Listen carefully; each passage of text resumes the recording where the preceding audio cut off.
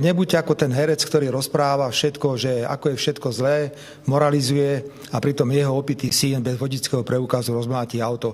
Stríčko, na zdarovie! Dnes máš ten deň, keď namiesto matiek a žien útočíš na otcov a deti. Opäť na deti? No fasa.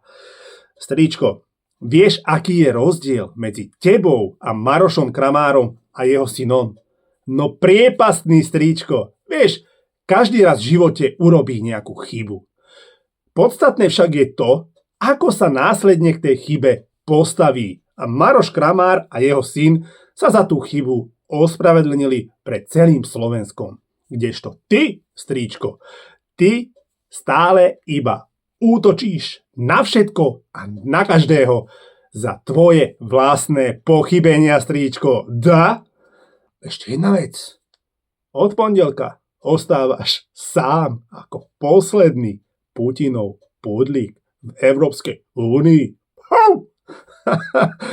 Priatelia, buďme ako Maroš Kramár.